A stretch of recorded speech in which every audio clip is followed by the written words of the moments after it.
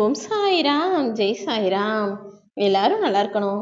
எல்லாருக்கும் நல்லதே நடக்கணும். அன்பு குழந்தையே, உனக்கு வெற்றியையும் மகிழ்ச்சியையும் மன நிம்மதியையும் திருப்தியையும் தருவதற்காக தானே என்னுடைய இரு உருவங்களில் ஒன்றை தொடச் சொன்னேன். நிச்சயமா என்னை சந்தோஷத்தோடு தொட்ட உனது கரங்களிலேயே நீ சந்தோஷப்படும்படியாக உனக்கான வெற்றியை கொண்டு வந்து ஒப்படைக்கத்தான் போகிறேன் என் செல்லமே. துடுப்பில்லாத படகு எப்படி தத்தளிக்குமோ அப்படித்தானே இப்போது உன் வாழ்க்கை தத்தளிச்சுக்கிட்டு இருக்கு. எல்லாம் எனக்கு தெரியும், நீ கவலைப்படாதே. உழைப்பையும் முயற்சியையும் செஞ்சுக்கிட்டு இருக்கும் உன்னுடைய கனவுகள் நிச்சயமாக நனவாக தான் போகுது. என்னையே நம்பி வழிபட்டு கொண்டிருக்கும் உன் வாழ்க்கையில இனி தொடர்ந்து நீ ஜெயிக்கும்படியாகவும் உன் மனம் சந்தோஷத்தை பெறும்படியாகவும் உனக்கான விஷயங்களையெல்லாம் நான் முடிச்சு கொடுக்க போறேன். நீ தோல்வியடைந்து வருத்தப்பட்ட காலமெல்லாம் முடிஞ்சு போய் இப்போது வெற்றி பெற்று நிமிர்ந்து தலை நிமிர்ந்து வாழப் போகிறாய். ஆம் என் செல்லமே, கஷ்டமான சூழ்நிலையில இப்போது உனக்கு கை கொடுப்பதற்காக உன் சாயப்பா நானே வந்துட்டேன். எந்த மனுஷன் கஷ்டம் வரும்போது தன்னையும் தன் மனதையும் உடையாமல் பார்த்து கொள்வானோ அவன்தானே புத்திசாலி.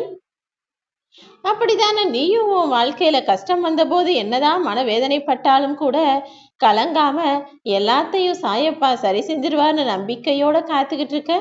இதோ உனக்காகவே நல்லது செய்ய நான் ஓடி வந்து விட்டேன். இனிமே எக்காலத்திலும் நீ கஷ்டப்படும்படி எந்த விஷயமும் நடக்க விட மாட்டேன். நீ என்னிடம் எதிர்பார்த்து கேட்ட எல்லா விஷயங்களையும் இப்போது உன் விருப்பம் போல நிறைவேற்றி கொடுக்க வேண்டும் என்ற ஆசையோடுதான் நானும் எனது கரங்களை தொடச் சொன்னேன் என் செல்லமே.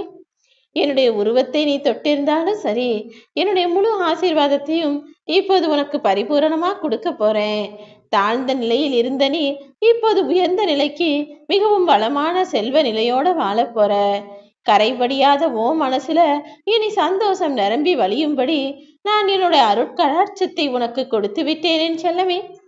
என்னுடைய அருட்பார்வை கீழே இருக்கிற நீயும் உன் குடும்பமும் இனி எப்போதும் எல்லா காலத்திலும் சந்தோஷமாக வாழ்வதற்கு உண்டான வேலைகளை எல்லாம் நான் செஞ்சு கொடுத்துக்கிட்டே இருக்க போறேன். ஓ வாழ்க்கைக்கும் இப்போது ஒரு விடிவு காலம் வந்து விட்டது என் செல்லமே. சாய்ராம் சாய்ராம்னு என்னுடைய நாமத்தை சொல்லி வணங்கிக்கிட்டு இருக்கும் உனக்கு நான் எப்படி கஷ்டத்தை கொடுப்பேன்னு நினைச்ச. காத்திருக்க தெரிந்த உனக்கு நிச்சயம் வெற்றிதான் கிடைக்க போகுது. தேவையில்லாம மனசுக்குள்ள இருக்கிற குழப்பங்களையும் சந்தேகத்தையும் விச விருட்சமாக நினைச்சு முதல்ல பிடுங்கி எரிந்து விடு. ஓ மூளையில பலம் இருக்கும்போது நீ இப்போது மௌனமாக இருந்தாலே போதும். எல்லா விஷயங்களும் சரியாக நிறைவாக நடந்துவிடும் என் செல்லமே. கண்டதே காட்சி கொண்டதே கோலம்னு செயல்படுபவர்களுக்கு தான் வெற்றி விலகுமே தவிர நீ எல்லாத்தையும் நல்லா யோசிச்சு திடமான மனசோட தைரியமா எதிர்கொண்டு இருக்கும் போது நான் எப்படி உனக்கு தோல்வியை கொடுப்பேன். நீயே எதிர்பார்க்காத வகையில உனக்கான வெற்றியை உன்வசம் ஒப்படைப்பதற்காகத்தான் நான் வந்திருக்கிறேன். படிப்பவன் கண்ணிலிருந்து ஒருபோதும் நீர் வராது. அப்படிதான் என் அன்பு பிள்ளையான என்னை வணங்கும் உன் கண்ணிலும் கண்ணீர் வருவனா ஒருபோதும் அனுமதிக்க மாட்டேன் என் செல்லமே. மனிதர்கள் எப்போதுமே ரெண்டு வகையாதான் இருக்காங்க. ஒருவன் என்பவன் இருட்டிலையும் விழிச்சுக்கிட்டே இருப்பான், இன்னொருத்தவன் பகல்லையும் தூங்கிக்கிட்டே இருப்பான். ஆனா யார் ஒருவர் எல்லா சமயத்திலும் சமயோசிதமாக செயல்படுகிறார்களோ, மன ஒருமைப்பாட்டோடும் கூர்மையான அறிவோடும் தெளிவோடும் வேலை செய்கிறார்களோ அவர்கள் நிச்சயமாக வாழ்வில் உயரத்தை தொற்றிடுவாங்க.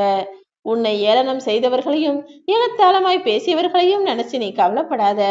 உன்னுடைய மன வலிமைக்கு பலம் அதிகம் என்பதை நான் அறிவேன் என் செல்லமே. சிந்திச்சு திறமையா செயல்படக்கூடிய உன்னுடைய வாழ்க்கையில நான் நிச்சயம் நல்லதைத்தான் செஞ்சு கொடுக்க போறேன். தாங்க முடியாத கோபத்திலும் துயரத்திலும் இப்போ உன் மனசு இருக்கிறது எனக்கு தெரியும். காலதாமதம் ஆகிய எல்லா விஷயங்களையும் நீ நினைச்சது போலவே இப்போது நடத்தி முடிச்சு கொடுக்க தான் போறேன். என்ன செய்ய போறோம், எது செய்ய போறோம், இன்னைக்கு நாள் எப்படி இருக்கும்னு உன் மனசுல நிறைய குழப்பங்களும் தவிப்புகளும் ஏக்கங்களும் இருக்கிறதல்லவா. என்ன செய்வதென தெரியாமல் தவிக்கும் நிலையையும் வாழ்க்கையை நினைச்சு விரக்தி அடையும் நிலையையும் நான் உனக்கு கொடுக்கவே மாட்டேன் என் செல்லமே. எல்லா விஷயங்களையும் சரி செஞ்சு உனக்கு சந்தோஷத்தை கொடுக்க வேண்டியது என்னுடைய பொறுப்பு. இனி உன் வாழ்வில் எந்த துன்பமுமே இல்லாத சந்தோஷ வாழ்க்கையை வாழ்வாய்.